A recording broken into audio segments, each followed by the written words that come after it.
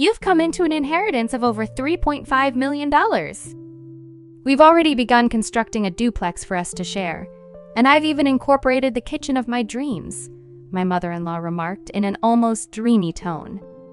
I've resigned from my job and am planning to launch a business with the inheritance Helen received, my husband declared, appearing oddly pleased. Wait a minute, I've told you I haven't received any inheritance yet. You've quit your job and are building a duplex. What's happening? I interjected. Don't lie, it's evident you've inherited. How about we take a trip before the house gets built? How about Venice? My father-in-law chimed in, adding to the growing confusion alongside my husband and mother-in-law. What on earth are these people thinking?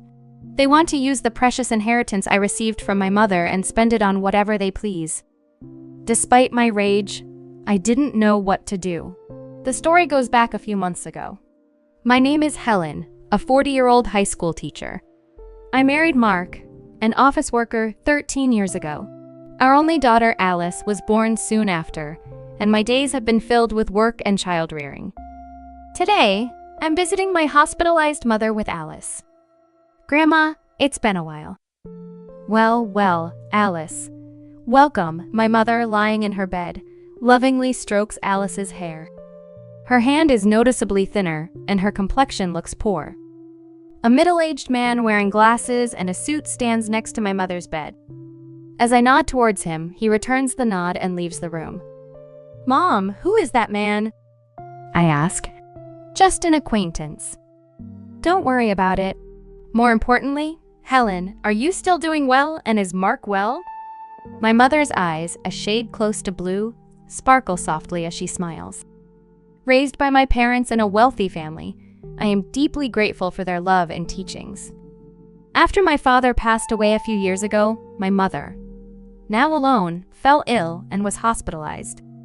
She transferred the family business and now spends her remaining days quietly in the hospital.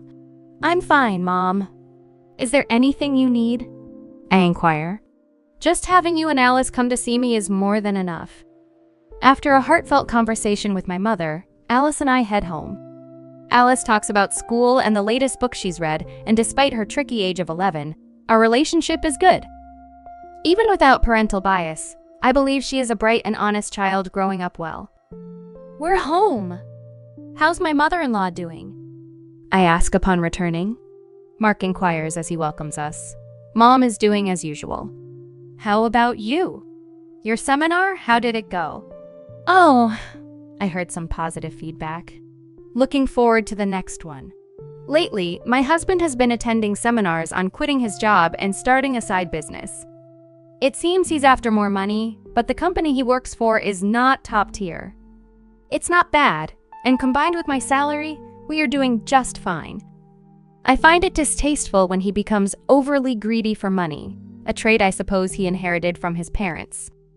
Since we got married, I've been put off by his parents' excessive stinginess and their habit of begging for small amounts of money whenever we see them. Consequently, I've been keeping my distance. They've never given Alice any Christmas gifts. Fortunately, my in-laws live far away, so we don't have to interact much. Moreover, my husband handles household chores well, so I guess it's okay. As long as I have my mother, my husband, Alice, and our modest but ordinary life, I'm content. Then one day, I received a call from the hospital. My mother's condition had suddenly worsened, and she was in critical condition. When my family rushed to the hospital, my mother was barely breathing. Mom! Grandma! No! Helen, I always wanted you to be happy. Cherish Alice more than anything. I love you. In the end, those were my mother's last words. My mother, who raised me with all her heart alongside my father, was the same mother who adored Alice from the bottom of her heart. My mother's face in the coffin was peaceful, and all I could do was cry. Alice was by my side, crying with me. A little while after my mother passed away, an envelope arrived at our house from a law firm. Helen was perplexed as she opened the envelope from an unfamiliar sender. Inside was a document stating, "I have been entrusted with your mother's will, which leaves all of her inheritance to you." Helen and her mother had never discussed the subject of inheritance before, so she was taken aback. However, since the letter had indeed arrived, she decided to visit the law firm on her own. "Hello, I'm Walter Leo." The man who appeared was the middle-aged gentleman with glasses who had been present when she visited her mother in the hospital. "You were in my mother's hospital room before?" Helen questioned the man with the familiar face. "Yes, we met in the hospital room. Actually, from that time." "Don't worry, Alice. Just go to your room." Alice glanced anxiously at us and headed to her room. "What's going on?" "Never mind that, Helen. We have something to celebrate today." Leo, her father-in-law, was in high spirits as he opened their fridge and took out a beer. "Celebration! You inherited more than $350 million, didn't you? We've already started building a duplex house for us to live together. It even comes with a dream-like modern kitchen." The one who spoke in the dreamy tone was her mother-in-law. "And what? What are you talking about, Helen? Be happy. We've decided to build a duplex house. We used half of our savings and the money that Mom and Dad have put aside for the down payment. The loan is under my name, but you can pay it all at once with your inheritance, right? Give back to the two of them." "What?" "I quit my job. I decided to start a business using that inheritance you received." Mark, her husband, looked somehow satisfied as he said these words. "Wait a minute. What are you talking about? I told you I hadn't received the inheritance yet, didn't I? And what does quit your job and a duplex house mean?" "Don't lie. It's clear you've inherited. How about we go on a trip before the house is built? How about Venice?" Amidst the escalating chaos, Mark and her mother-in-law were getting excited, agreeing with what Leo said. Then Mark said, laughing scornfully, "You're stingy, Helen. We've looked into it because you kept saying you hadn't received the inheritance. You can't renounce an inheritance if you don't process it within 4 months. Whether you lied or told the truth about not processing, you still have inherited, right? Considering the scale of my father-in-law's company, there must be more than $350 million. We'll be able to live comfortably thanks to them. Thank you, mother-in-law.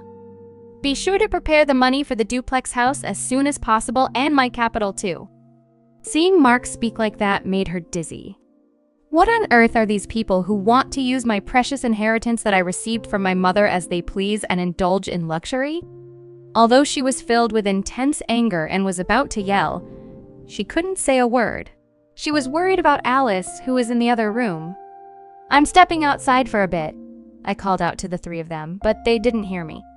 They were happily discussing how to use the inheritance. I went out without even taking my wallet. The night wind was cool, and that's when the tears came. I went to Hilltop Park, where I used to come with my mother, and I cried, holding back my voice. My anger didn't subside. I felt frustrated and my heart was worn out from being exploited like that. My emotions were a mess, but I couldn't just say I wanted a divorce. They still had their child, Alice. Her mother's words, "Take care of Alice above all else," came back to her, and tears spilled again. Suddenly, someone spoke to her. Surprised, she opened her eyes and the person began to speak softly. 5 days later, she called her husband and in-laws to a restaurant with private rooms. "So, you finally came back home. After that day, did you withdraw the money, Helen? You shouldn't leave home without telling your husband." "Exactly." Ignoring the words of the three people, she took out a document. It was a divorce notice already filled out. "Mark, I want a divorce." "What? What are you saying?" Her husband looked panicked, and her in-laws looked at each other. "I can't go on with you anymore." "What are you saying?" Mark's face was turning red as he lashed out at her. "You're leaving us after receiving the inheritance. You changed because you got the money. You miser." "That's my word, Helen. Ever since I inherited my mother's estate, you've been out of control, quitting jobs to start a business, deciding to live with in-laws without even asking, taking out my savings to build a 2-family home, and then planning a trip to Venice. Who is the one who changed when the money came in? I can't possibly stay with such people." "Wait, you can't just divorce me like that." "That's right. Our savings after marriage, our shared property, half of the inheritance belongs to Mark. No matter what. That's correct. If it comes to that, we will take $350 million with us. Mark and my in-laws were foaming at the mouth as they approached me. Just as I was about to respond, the door to the private room slid open. Dad, Grandpa and Grandma should know better. The inheritance Mom received doesn't become shared property, right, Mr. Leo? There stood my daughter Alice and Walter Leo. Alice, and who are you? I'm Walter Leo. Helen's mother had entrusted me with this matter, and I've been advising Helen. As Leo bowed, Dave seemed flustered. That's all well and good, but wait. The inheritance doesn't become shared property. The inheritance from a deceased parent remains separate and is not considered shared or subject to division. What? This can't be true. Is there a mistake? In front of the bewildered trio, I was taken aback. It appeared that they genuinely believed the inheritance I received would become their property. In that case, there's even more reason not to divorce. I'll cling to you no matter what, my husband, with bloodshot eyes, shouted without any regard. Enough already! That was Alice. She continued her calm words since Mom suggested divorce. No, since Mom inherited the estate, has Dad ever thought about Mom once? Grandpa and Grandma only ever talk about money. They never once mention me. I can't consider such people as family. Mark and my in-laws were taken aback. The day I was crying about my inheritance, Alice was the one who spoke up. Alice came running after me and told me Dad, Grandpa, and Grandma are too much, trying to take Grandma's legacy for themselves. Mom, I'm on your side. Let's fight this together. With those words, I made up my mind, contacted Leo, and arranged this meeting. Alice, it's not like that. Dad wants you to be happy. That's right, Alice dear. You'd be happier living with us, wouldn't you? That's right, a child shouldn't interfere. My desperate husband and still assertive in-laws argued. Alice, with an exasperated look on her face, said, I'm going with Mom. I can't bear to be with you anymore. Alice said this and looked away. Anyway, we've made up our minds. Alice and I will be leaving. As I said this calmly, Mark got angry. Hey, I've never cheated, and you can't force a divorce. I'll hire a lawyer. We'll get that money one way or another. If that's the case, I will take care of it from here, Leo spoke quietly. The issue here is whether there are grave reasons for not continuing the marriage, quitting his job, using the household savings without permission, deciding to live together, and Alice is saying she can't bear it. There are various points we can argue. Moreover, your daughter recorded the sound of all of you begging for Helen's inheritance. That should also serve as evidence. Damn it! Mark slumped, and my in-laws turned pale. After seeing that, Alice and I left the restaurant. A year later, thanks to Leo's efforts, my divorce with Mark was finalized. Alice and I moved into the house my mother had lived in. But there were several times when we received letters saying, I love you. Come back, and Mark was seen loitering near Alice's school. So, we asked Leo to apply for a restraining order. After that, it was quiet. According to the rumors, they actually did build a two-family home. My already retired in-laws had to work in a factory, and although Mark looked for work, he couldn't find any and is now doing manual labor. I heard from the neighbors that there were constant arguments in the new two-family house because of their troublesome fight. They became disliked by everyone in the neighborhood. Alice and I are still living peacefully, helping each other. A while ago, Alice said, I want to study abroad in the country where Grandma grew up. So, to cut ties completely with my ex-husband, we made up our minds to move overseas. We used a bit of my mother's inheritance, but I'm sure she would be pleased. Now, Alice seems to be enjoying school every day, and I've started working as a teacher there. I hope these peaceful days continue.